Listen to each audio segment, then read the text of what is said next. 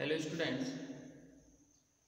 स्वागत है आपका फिर से हमारे वीडियो लेक्चर में।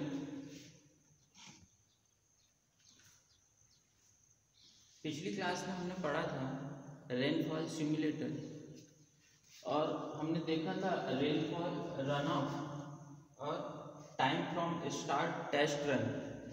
जब से टेस्ट रन स्टार्ट होता है तब से हमने ये ग्राफ देखा था। टाइम को हमने एक्स एक्सिस पे लिया था और जो रेनफॉल या रन ऑफ है उसको वाई एक्सिस पे लिया था। ठीक है, तो हमने देखा था कि जैसे प्रेसिपिटेशन रेनफॉल हम क्या रखते हैं, कांस्टेंट। रेनफॉल कांस्टेंट रखते हैं कहाँ तक, T1 टाइम तक।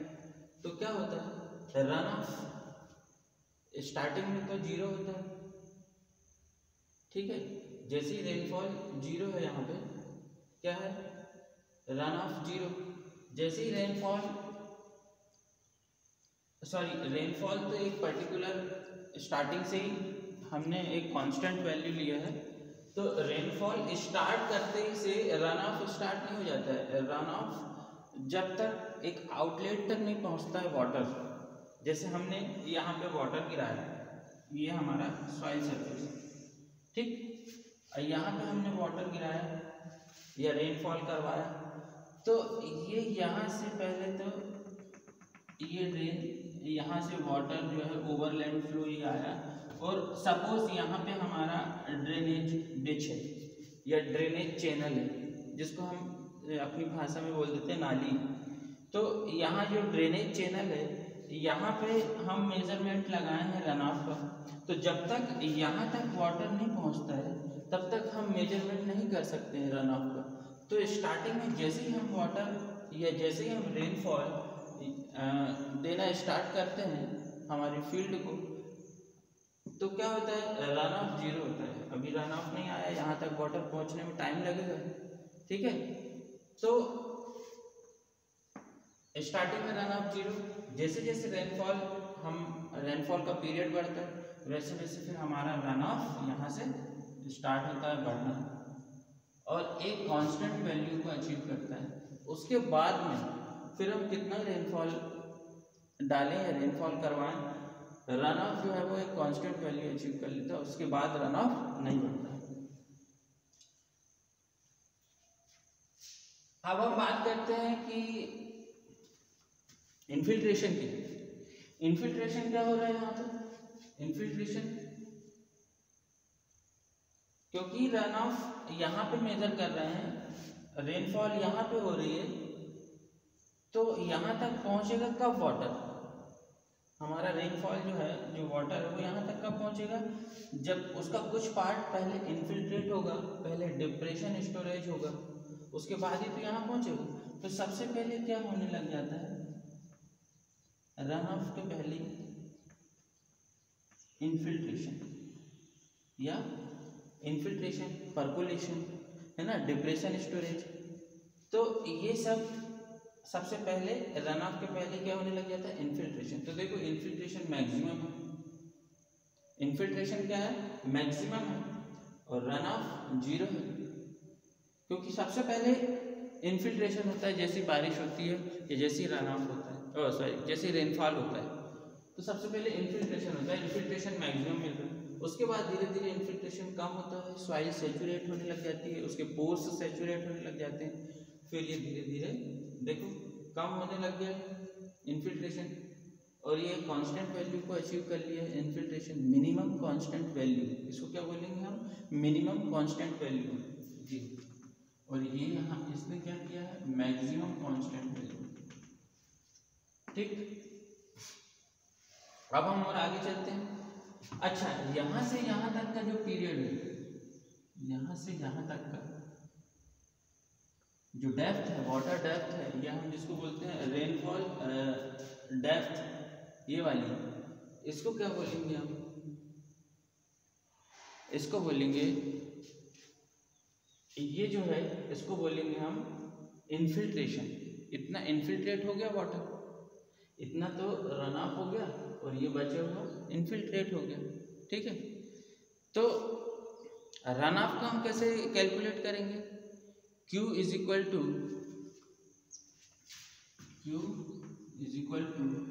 Integration of T1 to T2, Q is equal to integration of T2 to T3 निकालिए, T2 to T3 Q into dt। ये इतना इम्पोर्टेंट नहीं है, इसको मत करो आप लोग, बहुत ज़्यादा कॉम्प्लिकेटेड हो जाएगा। इतना ही समझो आप कि यहाँ पे कांस्टेंट हो गया रहना, ठीक है। और ये हमारा ये जो है ये क्या है, इन्फिल्ट्रेशन, ठीक। इसके बाद में फिर रन ऑफ क्या हो रहा है, टेस्ट रन के बाद फिर कांस्टेंट वैल्यू आते तक हम रुकेंगे रन ऑफ की। उसके बाद फिर क्या होगा, एनालिटिकल रन चालू होगा, फिर यहाँ से रन ऑफ बढ़ेगा और यहाँ पे कांस्टेंट हो जाएगा। एनालिटिकल रन कब एंड हो जाता है, जब ये कांस्टेंट वैल्यू अचीव कर लेता है रन ऑफ। तो ये सिंपल है, ठीक है, इतना तो हमने देख लिया। बस यही बताना था आपको, ये जो फंडा है इन्फिल्ट्रेशन का।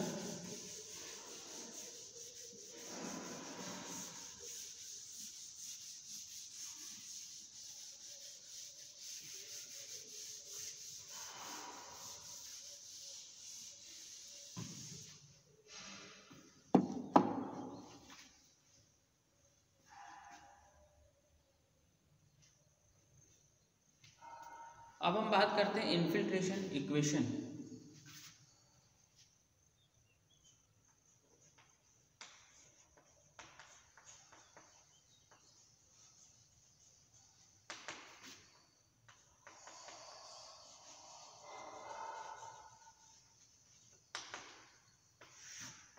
इन्फिल्ट्रेशन इक्वेशन, या हम जिसको बोलते हैं इफेक्ट ऑफ पैरामीटर के ऑन इन्फिल्ट्रेशन कर्व, या हम सीधे सीधे इन्फिल्ट्रेशन कर्व देखते हैं। इन्फिल्ट्रेशन कर्व कैसे बिहेव करता है, उसका नेचर कैसा होता है। तो infiltration capacity rate curve as obtained from infiltrometer is essentially observed to be a decaying curve with a very high infiltration capacity rate at the beginning and decreasing in an exponential forms to attain a minimum constant value। जैसे अगर हम graph देखें इसका,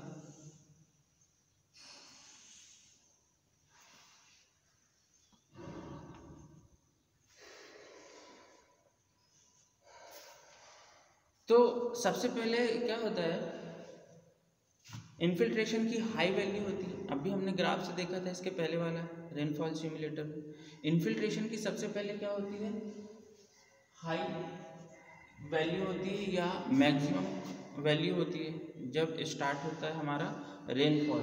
ये हमारा infiltration.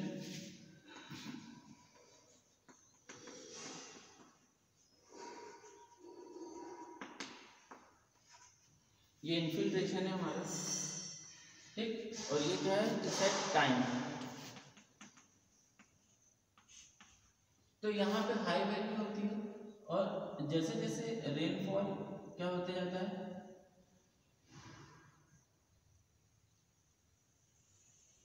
ये इस type से हमें ग्राफ मिलता है, ठीक। यदि हम देखें, ये क्या है, यहाँ से यहाँ तक की जो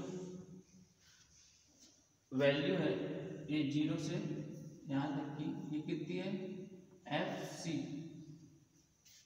या हम जिसको बोल दें FA बोल सकते हैं, इनिशियल FA, ठीक। तो अलग अलग जो साइंटिस्ट हुए उन्होंने इसका एक्सपेरिमेंट किया और अपने अलग अलग इक्वेशंस दिए, जैसे हॉर्टन्स जो हुए, ठीक है। वेरियस जो investigators have proposed mathematical expression, जैसे कि मैंने बताया हॉर्टन्स हुए, फिलिप्स हुए है ना, और कोस्टिया को हुए एक साइंटिस्ट। तो इन्होंने अलग अलग अपना इक्वेशन दिए इन्फिल्ट्रेशन और टाइम के रिस्पेक्ट में।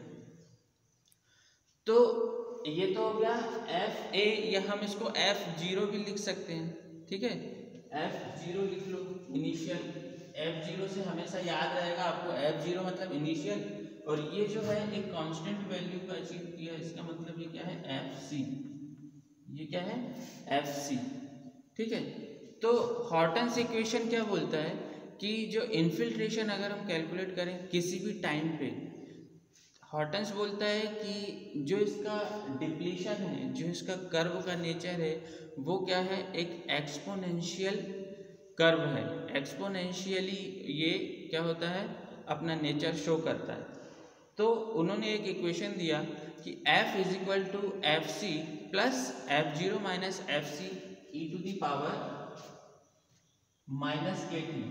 F is equal to F0 plus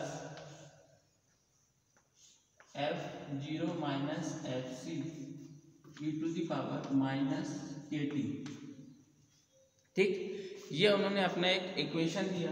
F0 क्या है, initial value, F0 minus F C क्या है, कांस्टेंट वैल्यू, और ये एक्सपोनेंशियल है ग्राफ का नेचर, इसलिए e की पावर माइनस के टी। के क्यों माइनस का साइन क्या शो कर रहा है कि ये टाइम के रिस्पेक्ट में क्या हो रहा है, इन्फिल्ट्रेशन डिक्रीज हो रहा है, ठीक। अब हम बात करें के की, तो के एक कांस्टेंट है, के क्या है, कांस्टेंट है, और के is constant depending on type of soil, जो कि सॉइल के टाइप पे डिपेंड करता है, कंडीशन ऑफ वेजिटेबल कवर पे डिपेंड करता है। अगर हम स्मॉल के की बात करें तो हमारा ग्राफ ऊपर मिलेगा कुछ, अगर हम लार्जर के की बात करें तो ये हमारा कुछ जो ग्राफ है वो इसके थोड़ा सा नीचे आएगा, ये, ठीक है। इस पे मिलेगा, सॉरी ये ऐसे, ठीक। ये स्मॉल के और ये लार्ज के, ठीक है। ऊपर वाला जो है वो स्मॉल के है और नीचे वाला लार्ज के लिए हमारा ग्राफ है। तो आई थिंक ये तो समझ में आ गया होगा। द इफेक्ट ऑफ के ऑन रेट कर्व, जो के का इफेक्ट हम देख ही रहे हैं कर्व पे। अगर के स्मॉल है तो कर्व ऊपर से चला जाएगा, अगर के लार्ज है तो कर्व जो है वो नीचे आएगा। कर्व नीचे आने का मतलब क्या है, कर्व नीचे आने का मतलब यह है, इस पॉइंट की बात करें और इस पॉइंट की बात करें, या ये वाला पॉइंट ले लो, ये वाले पॉइंट की बात करें और यहीं पे इस पॉइंट की बात करें, दोनों में क्या फर्क है। अगर ये स्मॉल है तो ये इन्फिल्ट्रेशन जो है, इन्फिल्ट्रेशन जो यहाँ पे है इस पॉइंट पे, ये टाइम कम टाइम पे ज़्यादा इन्फिल्ट्रेशन मिल रहा है, ज़्यादा टाइम पे इतना ही इन्फिल्ट्रेशन कम टाइम पे मिल जा रहा है लार्जर के लिए, और इतना ही इन्फिल्ट्रेशन स्मॉल के लिए ज़्यादा टाइम पे आ रहा है। मतलब के का कुछ इम्पोर्टेंस है यहाँ पे। The minimum infiltration capacity FC is related to the hydraulic conductivity of soil. Soil की हाइड्रोलिक कंडक्टिविटी जितनी ज़्यादा होगी, या वो अपन आगे पढ़ेंगे हाइड्रोलिक कंडक्टिविटी, तो FC की जो वैल्यू है, ये जो FC की वैल्यू किस पे डिपेंड कर रही है, सॉइल के हाइड्रोलिक कंडक्टिविटी पे। The parameter of FC and K may be